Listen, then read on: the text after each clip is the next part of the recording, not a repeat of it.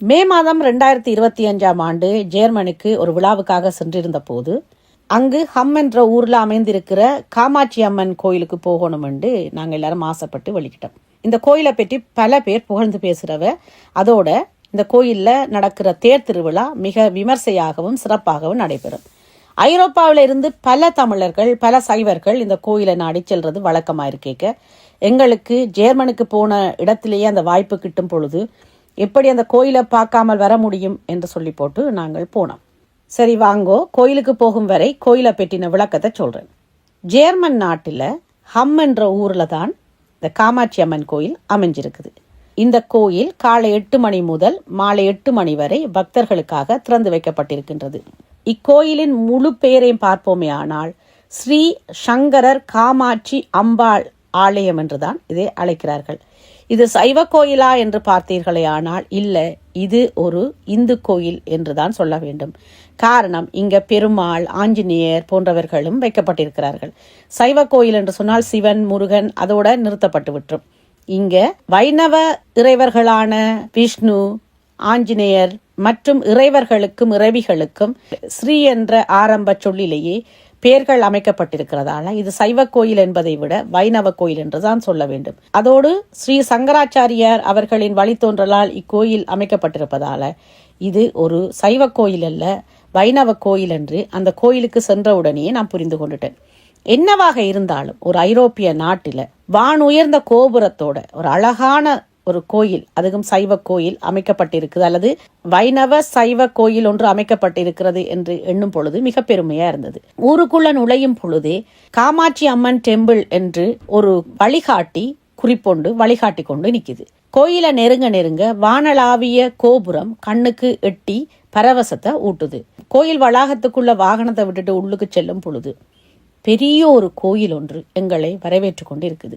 அது மட்டுமல்லாமல் அந்த கோயிலை சுற்றி பெரிய ஒரு காணி, அதாவது வளாகம் அமைக்கப்பட்டு அந்த வளாகத்துக்குள்ள அன்னதான மண்டபம், விழாக்கள் செய்யறதுக்கான கல்யாண அல்லது விழா மண்டபம், கேணி, கிணறு என்று ஈழத்தில் அமைந்திருக்கக்கூடிய ஒரு கோயில் என்ற வடிவத்தில் இக்கோயில் அமைக்கப்பட்டிருக்குது.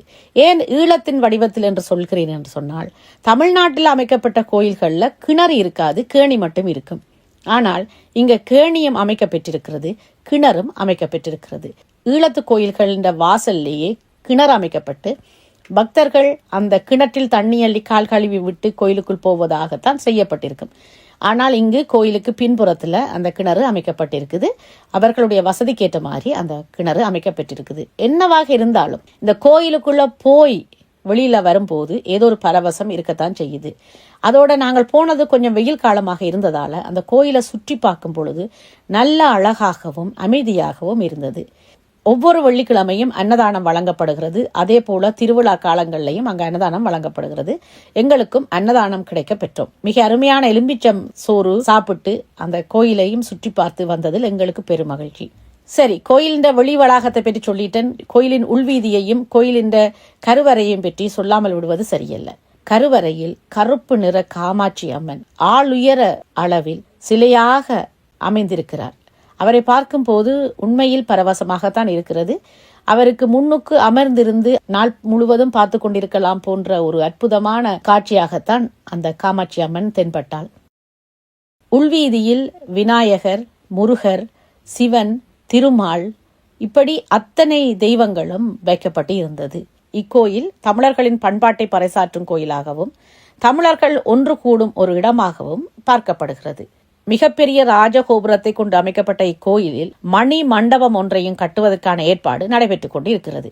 இம்மண்டபத்தை வெள்ளையர்கள் இணைந்தே கட்டி கொண்டிருக்கிறார்கள். அதாவது அந்த மணி மண்டபத்தை கட்டுவதற்கான கட்டுமானி வேலை செய்பவர்கள் வெள்ளையர்களாக இருக்கிறார்கள்.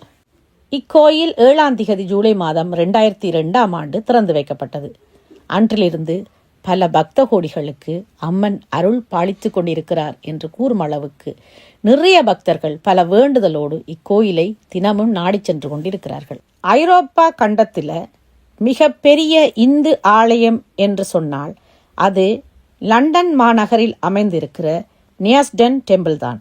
இதை BAPS ஸ்ரீ சுவாமிநாராயணன் மந்திர் டெம்பிள் என்றும் அழைக்கப்படுகிறது.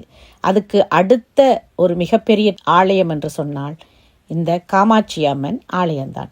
அதாவது ஐரோப்பா நாட்டில் அமைக்கப்பட்ட மிகப்பெரிய இந்து கோயில்களில் 2வது இடமாக இக்கோயில் அமைக்கப்பட்டிருக்கின்றது. இப்படியான பல புதுமைகளையும் சிறப்புகளையும் கொண்ட மீனாட்சி அம்மன் கோயிலை நீங்கள் சென்று பார்க்காவிட்டால் ஒரு முறையாவது சென்று பாருங்கள். உண்மையில் மனம் மகிழ்வு தரும் ஒரு கோயிலாகவே இக்கோயில் அமைக்கப்பட்டிருக்கிறது.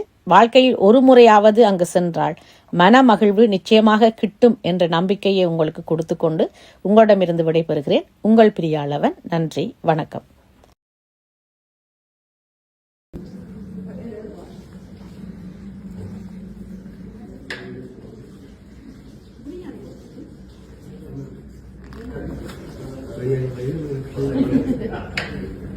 அன்னதானத்துக்கு லெமன் ரைஸ். ஹம் கோயிலில் வந்திருக்கிறோம் ஜேர்மனுக்கு. எங்களோட ஜேர்மனில் இருக்கிற அம்மா வந்திருக்கிறா. நாங்கள் எல்லாரும் வந்து கோயில் பூஜை செய்து போட்டு அன்னதானம் சாப்பிட்டுட்டு வளாகத்தையெல்லாம் சுற்றி பார்த்துட்டு இப்போ வெளிக்கிட போகிறோம். நல்ல தரிசனம், நல்ல காலநிலை, அமைதியான தரிசனம், நல்ல அன்னதானம். இந்த காலநிலை இந்த வளாகத்துக்கு நல்லா இருக்குது. இந்த இடத்துக்கு வரணும்னு மட்டும் சொன்னால் கொஞ்சம் சம்மர் டைமுக்கு வந்தால் இந்த கோயிலையும் ரசித்து கொண்டு அந்த வளாகத்தையும் ரசித்து கொண்டு வரலாம். கிணறு இருக்குது, மயில் இருக்குதாம். நாங்கள் நிற்க மயில் இல்லை. இப்போ புதுசாக இந்த கோபுரத்துக்கு முன் பகுதி இந்த பாருங்க, இந்த பகுதியை புதுசாக வடிவமைச்சு இன்னும் கட்டி கொண்டு வருகினோம். வெள்ளக்காரதான் கட்டினோம். ஐரோப்பா நாட்டில் இலங்கையில் கூட இவ்வளவு பெரிய வளாகத்தில், இப்போ நல்லூர் அப்படின்ற கோயிலை தவிர பெரிய வளாகத்தில் ஒரு கோயில் இருக்குன்றது ஆச்சரியம்தான், சிறப்பாக இருக்குது. ஜெர்மன் நாட்டு தமிழர்களுக்கு என்னுடைய வாழ்த்துகள்.